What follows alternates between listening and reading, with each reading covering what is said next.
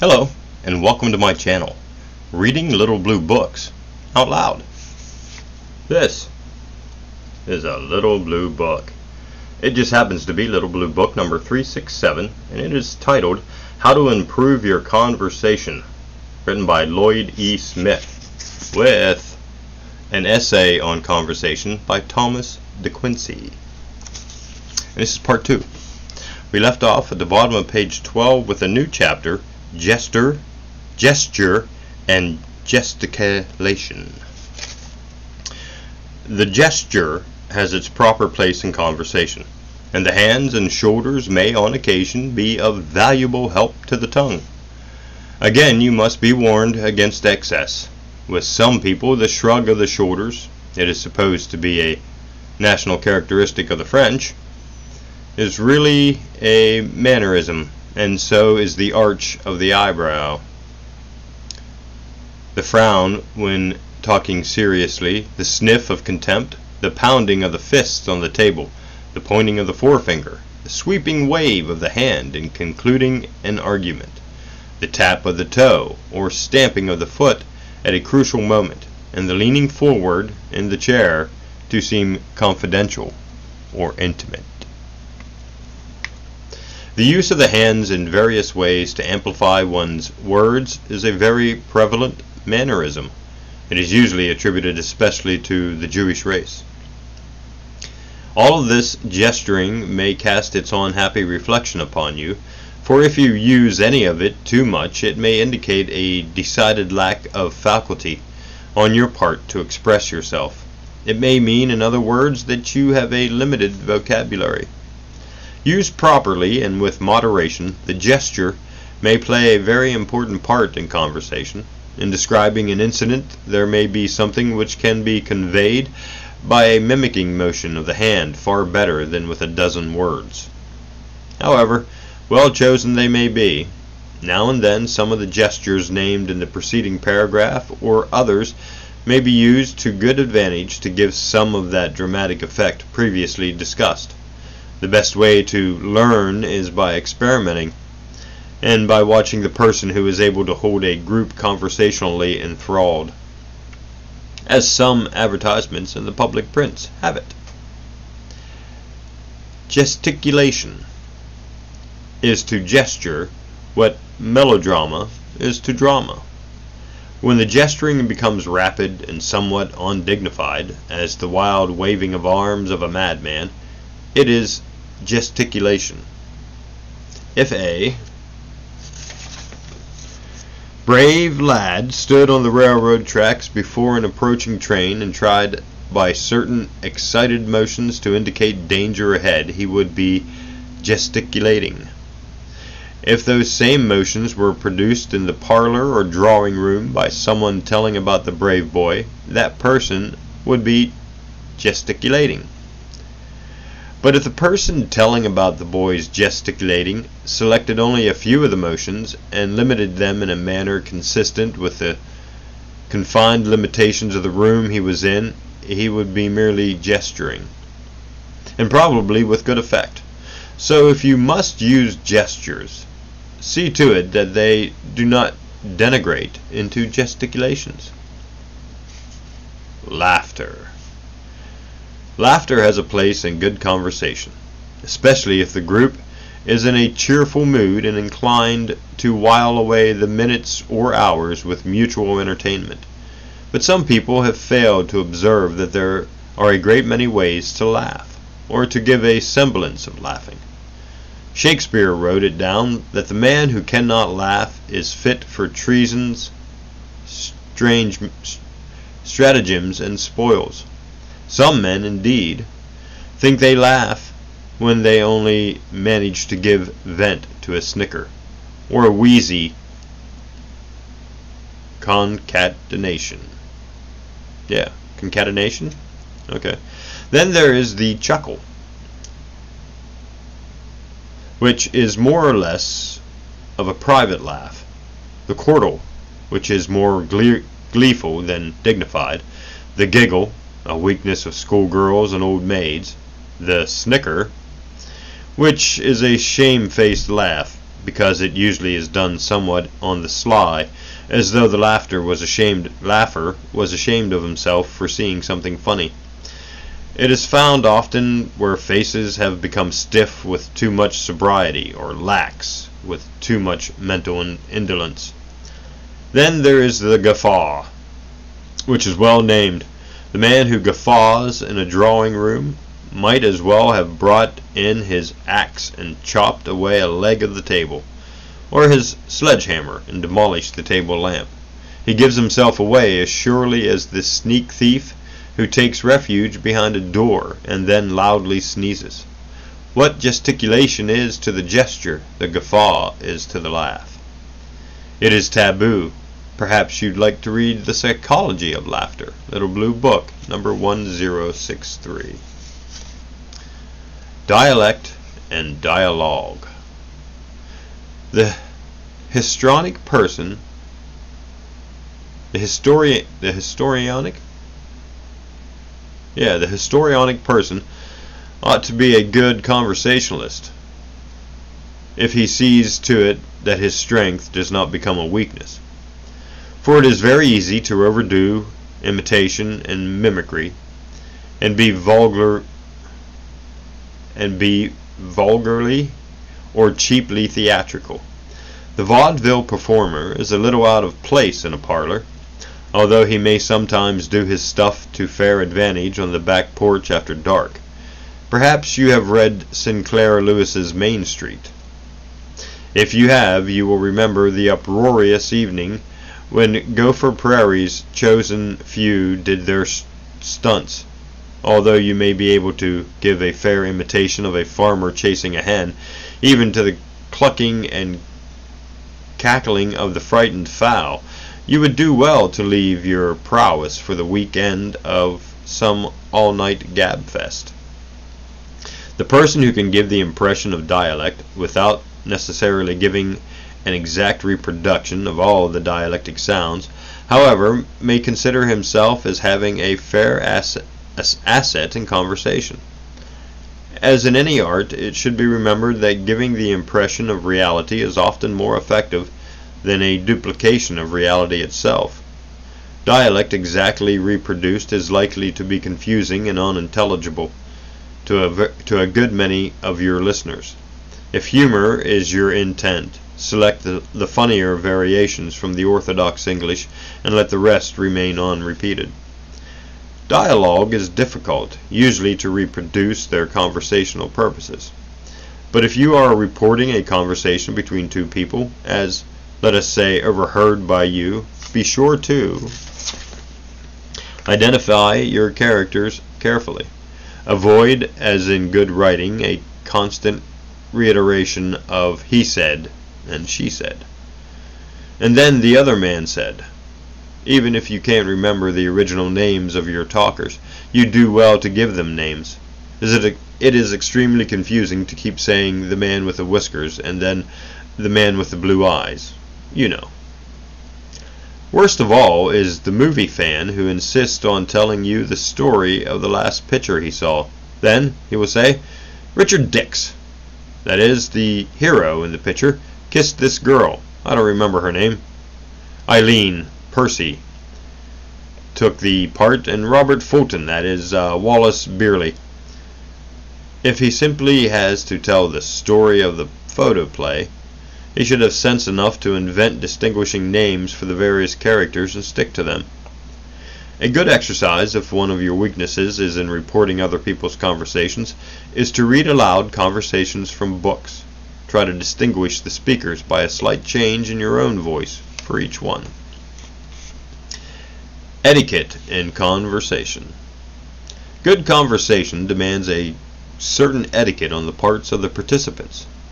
There are two kinds of conversational bores, if they may be so called. One is the earless person who hogs all the pauses, filling the air with his own mouthings to the exclusion of every other tongue except for an occasional injected monosyllable. Occasionally injected monosyllable. At the other extreme is the tongueless person who apparently hears all that is said but never so much as lets a peep out of himself for an hour at a time. The first of these bores is the sort that will talk you deaf, dumb, and blind. The second makes you think of talking to a post. Conversational etiquette demands that you give everyone else present a chance to speak, if he wishes to do so, and that you give some sign, if only an "I think so" or "I think you exaggerate," that you are listening with interest to the conversation of the others. It is extremely bad manners for two people out of a group of 4 or 5 persons to become so absorbed in an argument that they forget and neglect the others present. If the subject demands immediate discussion, the best that the disputants can do is turn now to one and now to another of the other people and say, "Don't you think so?" Or possibly, "Hasn't that been true in your experience, Mr. Brown?" But if the subject is one of private interest to the two disputants, they should curb their enthusiasm and save the argument for some time when they are alone. See to it that you do not have any bad conversational manners that have become habits. A frequent bad habit is that of asking a speaker to repeat what he has said, even when you have heard him distinctly. To have everything once said received always with a "huh?" is very exasperating. The habit arises probably from a feeling on the asker's part that he is a little slow at grasping things, and so wants to get a little time to figure out an answer or comment. If you must tell a joke, do not begin to laugh until you have reached a point where your listeners can laugh also. And whatever you do, do not explain the joke. Give your listeners credit for enough intelligence to understand what you tell them. And don't repeat the climax of a funny story because it seems especially funny to you. It is like squeezing a dry lemon for another drop of juice, and it is going to be sour anyway. On the other hand, if someone tells you a joke you've heard before, laugh at it. Unless you are old acquaintances, it will hardly do for you to say with a touch of irritation, "Oh, I've heard that already." Take a tip from the college students who always laugh at every funny story the professor tells, no matter how hoary. In polite conversation, one does not get into needless arguments. Avoid saying things that cast reflections on your fellow man's beliefs unless you are avowedly out to discuss some difference of opinion. Remember that it is easy to tread on someone else's toes and walk lightly where you think unsuspecting toes may be. This does not by any means signify that you must be a mollycoddle, glad-hand sort of person, like a salesman, for instance, whose greatest bane is to offend. If you have convictions and their expression is demanded by the conversational trend, why, by all means, express them. But don't, in expressing your own convictions, convey by your tone that you hold those of your neighbor in contemptuous disgust. It will only anger the neighbor and probably taboo further discussion, and you will find that it pays to pander a little to the prejudices of a stranger. When you know him better, you can enter into friendly disputes with him. Do not correct the pronunciation of someone else when the pronunciation of a word does not matter in the conversation. It rarely does matter, except where you are the speaker at fault. You owe it to yourself, as previously emphasized in this informal essay, to watch your pronunciation. Do not correct either any mistakes in grammar of someone who is talking to you. After all, you have your own faults, and you do the conversation no good by interrupting it with personal innuendos. A mistake, in fact, is another matter, especially in a discussion, when a fact is a fact and all else is forbidden. If the conversation is going on during a meal, be careful not to try to talk with food in your mouth.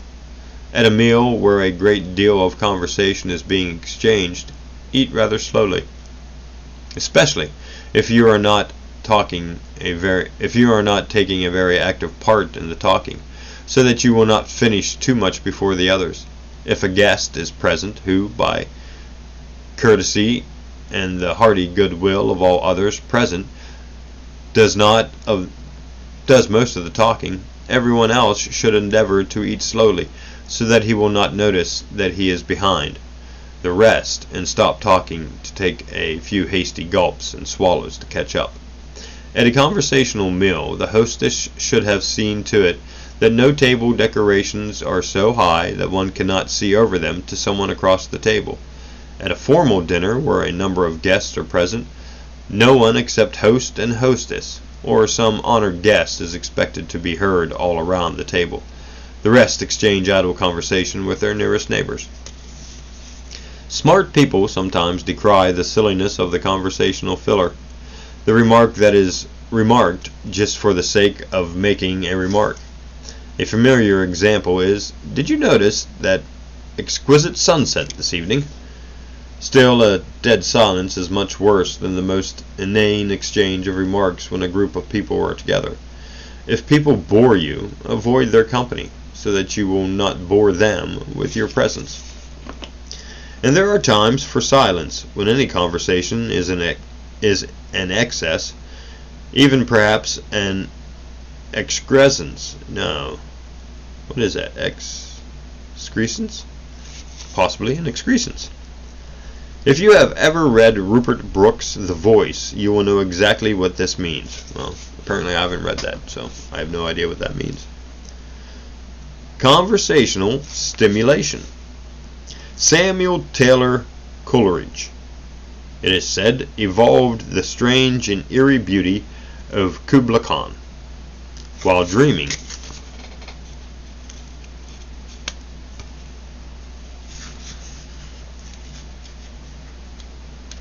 turning page, while dreaming under the influence of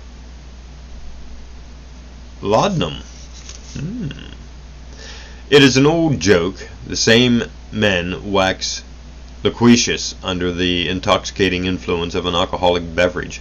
And so, when a group of people get together, some sort of conversational stimulation is not altogether out of place, and often finds a certain appropriateness, especially under specific conditions, as for example, cold lemonade on a hot summer day.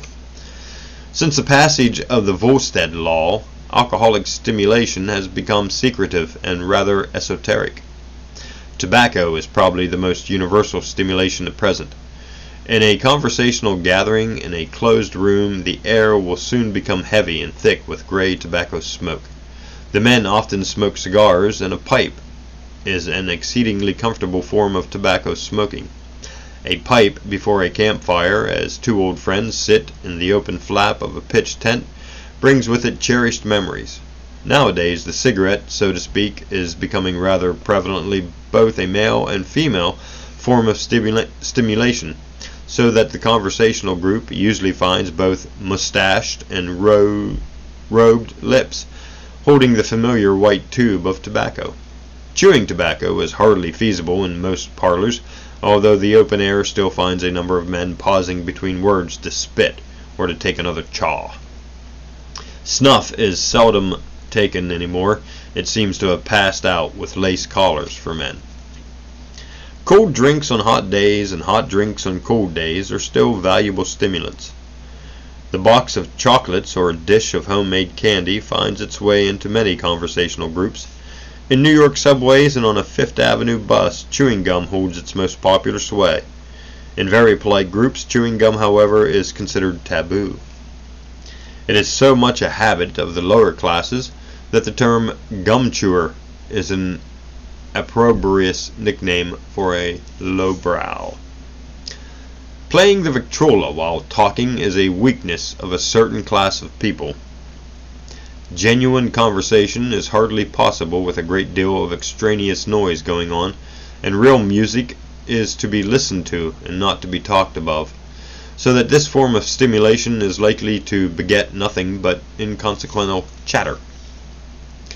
Judging from certain advertisements seen recently, the burning of incense is one of the more strange forms of stimulation. but it is urged rather as a stimulation to the emotions than to the tongue. Except, again judging from the same advertisements, as it may make a backward swaying purpose. By far the most effective conversational stimulation is a good meal. Around the congenial board many a quib may be exchanged and many an idea expanded. A number of points about conversation while eating are made in the preceding sections headed etiquette in conversation.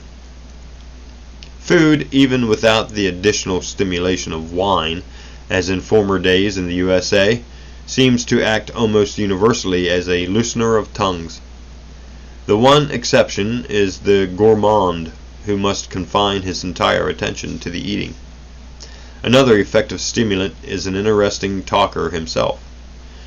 He has the happy faculty of drawing out a backward person or of bringing out delightful conversation from almost any group of people.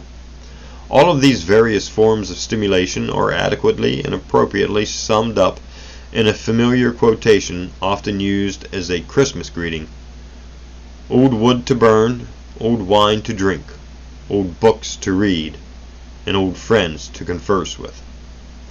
Which reminds me that I almost forgot fire. There is a campfire.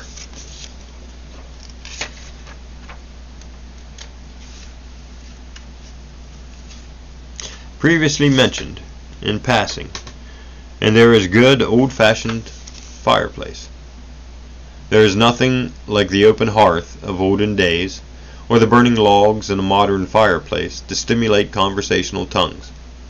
A conversation loves a fire, especially on a cold winter evening when snow is falling outside and possibly the wind is howling weirdly. The campfire is its own excuse for being.